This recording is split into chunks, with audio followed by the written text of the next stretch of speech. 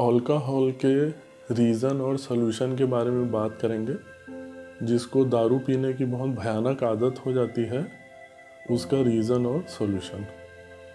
Reason समझने से पहले आपको ये समझना पड़ेगा कि जब दारू पीते हैं तो हमको क्या होता है। दारू पीने से चीज़ें भूल जाती हैं, हमको कुछ याद नहीं रहता है।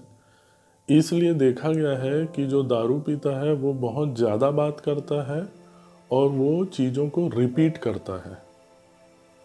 तो सबसे जो अच्छा लगता है दारू पीने से, वो इसलिए अच्छा लगता है कि हम दारू पीने के बाद चीज़ें भूल जाते हैं, इसलिए अच्छा लगता है।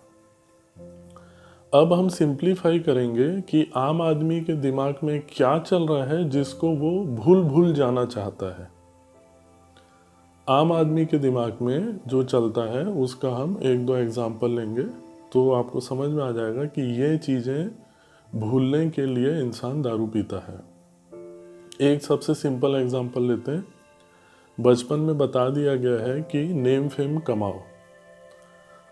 अब ध्यान देना, बचपन में जो भी बताया जाता है उसके प्रति हम ज़ीरो हो जाते हैं, उसके प्रति हमारा लॉजिक, साइंस, अवेयरनेस, बुद्धि सब बंद हो जाता है।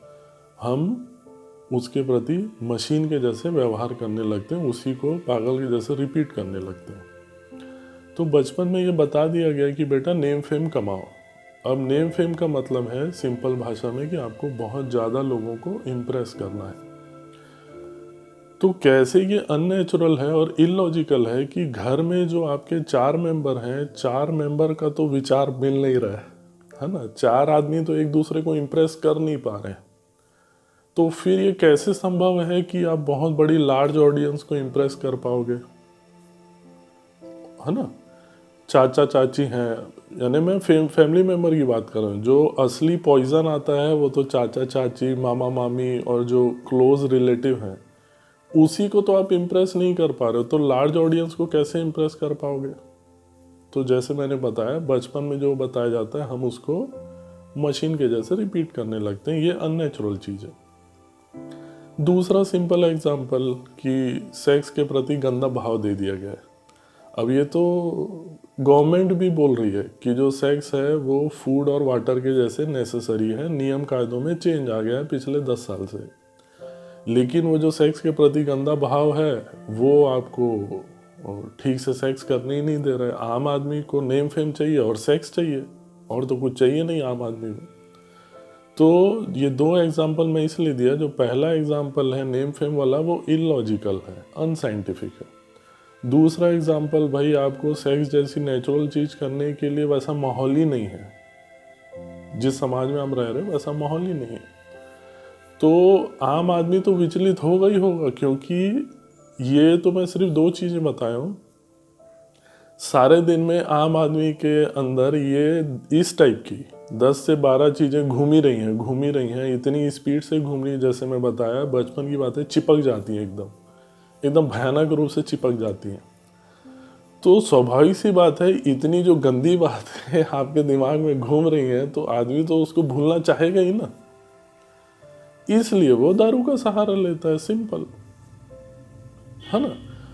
अब सॉल्यूशन से पहले एक सिंपल फैक्ट बता दें ताकि आपको सॉल्यूशन भी समझ में आए। पहला तो ये हो गया कि जब तक ये चीज़ें नहीं निकलेंगी, आपको दारू टाइप का किसी ना किसी चीज़ का सहारा लेना ही पड़ेगा। अब सॉल्यूशन का फैक्ट ये है, देखा गया है कि कोई भी शांत आदमी, खुश आदमी और सरल आदमी दारू नहीं पीता है। क्यों? क्योंकि उसके दिमाग में ये सब चीज़ें नहीं घूमती हैं। शांत आदमी, लॉजिकल आदमी, सरल आदमी के दिमाग में ये सब नहीं घूमता है, इसलिए उसको किसी भी प्रकार के दारू के सहारे की ज़रूरत नहीं पड़ती। तो आप शांत, सरल, खुश कैसे होंगे जब ये चीज़ें निकल जाएंगी। ये चीज़ें कैसे निकलेंगी? आपको 3 चीज़ें रेगुलरली करना है। मेडिटेशन, आपकी फेवरेट एक्सरसाइज, और स्पिरिचुअलिटी को साइंटिफिकली समझना है। स्पिरिचुअलिटी को साइंटिफिकली समझने के लिए आप 2 व्यक्तियों का सहारा ले सकते हो। पहला ओशो रजनीश, दूसरा ईशा फाउंडेशन वाले जग्गी वासुदेव सदगुरु। जैसे जैसे आप ये करोगे तो जो बचपन की जो भयानक चीज़ें हैं वो आपकी निकलेंगी। जिस रेशियो में वो निकलेंगी उसी रेशियो में आप सरल और इंटेलिजेंट होंगे। जिस रेशियो में आप सरल और इंटेलिजेंट होंगे उसी रेशियो में आपको दारू के सहारे की कम ज़रूरत पड़ने लगेगी। मेडिटेशन और जो भी इम्पोर्टेंट चीज़ें हैं वो सबका आपको प्लेलिस्ट में, आई बटन में, डिस्क्रिप्शन में हेल्पलाइन नंबर दिया है, उसमें आप कॉल कर लेना। Thank you. आप अपना अच्छे से ध्यान रखिए। Bye bye.